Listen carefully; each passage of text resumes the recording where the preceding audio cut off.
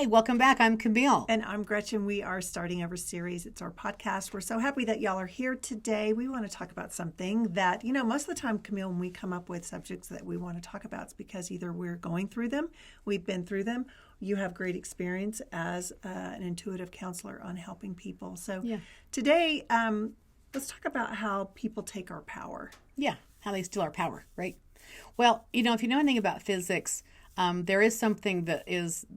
Physics actually confirms this. And so when you meet somebody with the same vibration that you have, that same energy, it actually matches your energy and raises it 1,000-fold. Mm-hmm. So I think when the scripture said, when two or more are gathered in my name, there shall I be also, that's kind of what it means, is it makes it more. It makes more of it. Yeah. But if you meet someone that kind of has a real low vibration and you're high vibration and you connect, it can bring you down. So same thing with people. We all have a vibration, y'all. So I call it a force field. We all have a force field. And so when you are with someone with a high tone force field, they can help bring you up and vice versa. But if you're with someone with a dark force field, they can bring you down. Which is why it's super important, y'all. We always talk about this is check your moods. If you're in a state that you're feeling depressed or you're feeling down on yourself, you don't want to be around other people that also feel that way, because just like those energy frequencies you're talking about, it's going to actually pull everything down. Yeah. It's hard to get out of this situation to be positive when you're in the negative. That's right. And so really, before you even get into a situation where you think that people are stealing your power, you got to know where you are. That's right. Well, and if you don't know where you are, you're likely to get taken advantage of. Anybody out there have a teenager that they're doing great, straight A's, everything's great until they have a boyfriend or have a girlfriend or a new group of friends in their life, and all of a sudden they're sloughing or smoking pot or getting drunk or something, and their grades are going down. So it's almost like when they bring the child in, the first thing I say is, well, any new friends in their life, any new people in their world, okay. Mm-hmm. Because they've actually they've been brought down to that low vibe. And look, people are jealous. We don't love this truth, but people get jealous. They're controlling. They want to hold us back. And those people tend to attract themselves to higher vibrational people. And they can make them look bad. They can bring them down. And high vibrational people usually are, they're do-gooders. They want to keep their word. They want to do right, and they're usually rule followers. Okay, so they're people that have a lot of vibration. They have a lot of energy to give. They're light workers in a way. They're light people, and so when someone who's got a darkness around them, they're needy, they're clingy. They need those kind of people, and so they can love bomb or make that person feel so special or so needed. And so they feel so sorry for these people that don't have a lot of energy, and they give their power willingly. So you're kind of putting your energy into a black hole, because there's never going to be enough energy that's going to change those people. So I think unhealthy also, relationships. Let's talk about like what is the conversations you're having with other people? Do you ever feel at times that people kind of give little digs, or do you feel that maybe they try to guilt you, or you know what I'm saying? And so you got to look at the situation. How do I feel when I'm talking to that person, or when that person's talking to me? Recognizing that was kind of under the table, or I see what they're trying to do. Just know that is a form of trying to take your power. That's right. Well, and I think the number one trick that these kind of people use is they want to upset you. Yeah. So if you're upset, then they can kind of siphon off that excess energy. If you're confused, if you start doubting yourself, which, by the way, that's a sign. So if you look at yourself before this relationship, and one of the questions I ask people when they come in and they're going through a roller coaster moment, right, where they're not themselves, they're just their parents, and everybody's kind of saying, "What's happened to you? Ever since you've been dating so and so, or hanging out with so and so, you're a different person." Right, because you're entering their force field, and that energy is kind of taking from you. So you have to look and see, who was I before this relationship? Who am I after? And these vampires of your energy, so to speak, that steal your power, they are doing it when you're upset, or you're confused, or you're not paying attention. Because normally, you wouldn't put up with this stuff. But they're jealous, or they don't want you to win, or they're making fun of you because, oh, Dudley do right. Oh, little prima donna over there. So there's kind of a mocking energy, and you don't want to look too innocent. So you'll go along and do stupid things with them to belong. Yeah. It's really a need to belong. It's really, again, y'all, it goes right back to how are you feeling? I know that at times I've had conversations with people, and even people I'm close to, people that love you. But sometimes, Camille, it's like, that didn't really It didn't land land. very well. Yeah. I don't like how that felt. Yeah. Right? And so you kind of have to look at the situation and say, I'm going to pay attention to my feelings. Never say to yourself, I'm just being sensitive. There's a reason why you feel the way you do. Yeah. You know, you can analyze it to whatever that is, but there's a reason why you do have that feeling. Yeah. And even in the moment, if you're feeling insecure, then maybe something doesn't, sit very well with you. But you have to honor those feelings.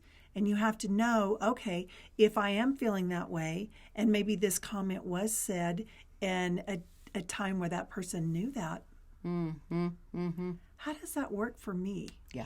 Yeah. Well, and look, your instincts are usually right on. Your intuition's right on it. So when you go, oh, I'm not going to trust myself, or I'll let that slide. They would never.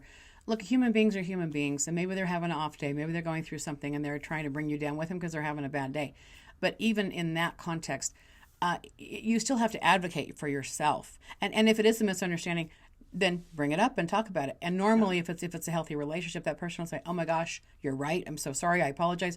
I would never mean to, and I'm going through what I'm going through." So it cleans up, right? But I do feel like people will doubt themselves or try to put that person in a good light when maybe it's not really the right light to put them in. Here's something interesting to think about. Animals, if they're in danger, they will instinctually run. They know to get away from that predator, right? Mm-hmm. But imagine, you're getting on an elevator and, there's somebody dark in there, that dark energy, and you just don't know if you're feeling safe. Yet the last thing you want to do is make that person feel bad or embarrass. Yes. So yet you'll still walk in the elevator not feeling, you're trepidatious, you don't trust. It's like, why are we human beings so worried about looking good or not harming that person or not offending. Yet we could get hurt. So this is kind of how human beings roll, right? And so that's why I really say to people, advocate for yourself. I trust when people are having a reaction and they're like, I'm just surprised I lost my crap like I did, or why am I so upset? And I stop and I say, what if you're right? What if you're right? What if there's something that you can't trust and you need to stop, pause, take a listen to that? What if you're right? Right. And I think, too, especially when it comes to like family members or those that you're close to, it's hard to think, well, why would that person want to hurt me? Or why would that person want to, want to be that way? That's not very loving. And sometimes you have to look at the situation and say, they don't know any different.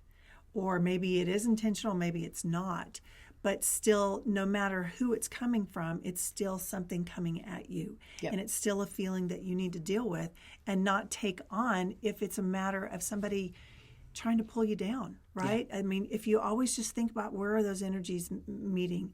If we're meeting in the middle, then we're always moving up. But if one's up here and one's down here, either this one's coming up or this one's going down, but there is no middle.